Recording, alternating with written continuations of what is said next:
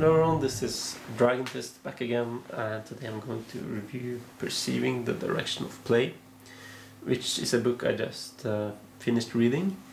It is a problems book. It has 45 whole board problems, and also a chapter where there's 3 game reviews from the 16th century. Between the first Honinbo Sansa and his rival Casio Regan. Those reviews are pretty nice actually. They're about 6 or 7 pages each, so they're not really huge, but I really like those reviews. The players of that time made a lot of mistakes when it comes to direction of play. They played very locally at that point in time, so the author Kobayashi explains these things.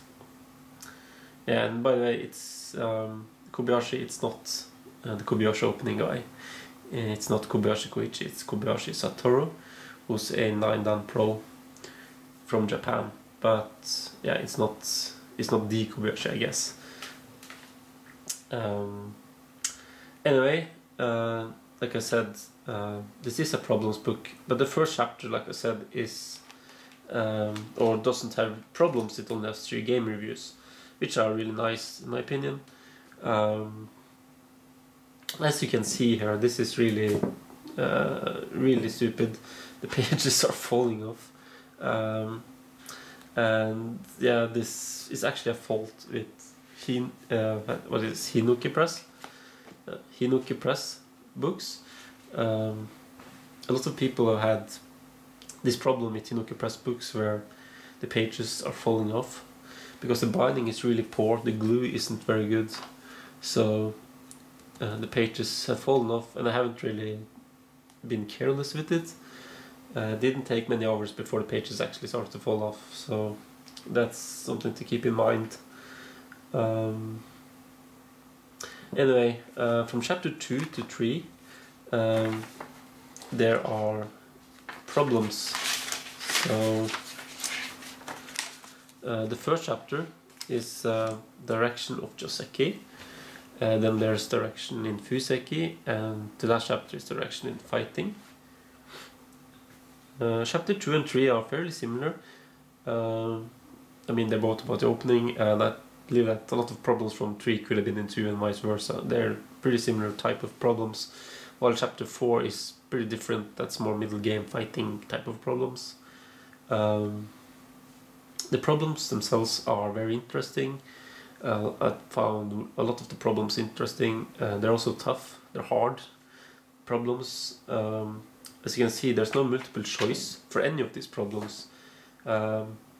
This is probably the easiest problem in the book, by the way, the first one. It can get pretty tough when there's no multiple choice, although there is a hint underneath each problem to kind of steer you in the right direction.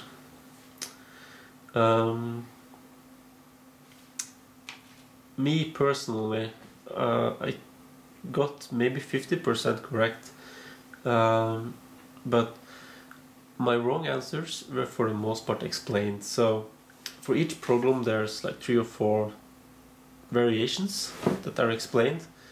So for the most part my guess was explained, so it didn't feel like the book was too hard. But let's say if I was 3 or 4 stones weaker, I think the book would be too hard, because I mean, what's the point in guessing a move that's not explained? What do you then get out of it, you know what I mean? So the author kind of assumes that you do have basic directional play knowledge already. You must have basic Joseki knowledge, the attack and defense knowledge, and Fuseki knowledge. You should be close to Dan level already before reading this book, and that's on KGS. So I mean, weaker than I think 2Q, and I think it's too hard. So anyway, each problem has like 3 or 4 variations.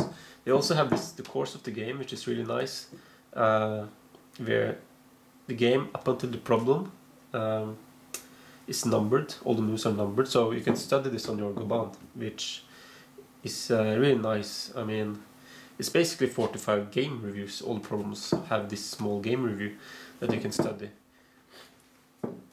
Although I do feel that some of these don't have enough comments, because this one is only 4 moves, so it's okay. But most problems are at like move 20 or move 30, and some are at move 40 or 50, and there's always this amount of space dedicated to explaining the course of the game. So I feel that for some of these there's just not enough comments, the comments are too brief. And it goes for all the diagrams actually, because there's always this amount of space dedicated to the diagram, no matter how complicated it is. So it did feel at times that it wouldn't have hurt to have added more comments. But for most part the comments are good. But there are just some problems where I think it was too brief. Also, the diagrams aren't actually labeled as correct or incorrect. For the most part it's this, it says in the actual game. For the most part that's the correct one, but not always. Sometimes the pros have made a mistake and that's not the correct solution, so it can be a bit confusing. Because you don't know which is the correct one until you actually read the text next to it.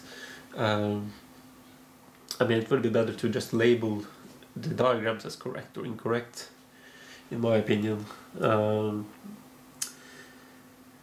Yeah, so that's basically about that. Also, all these problems are from Kobayashi's own games.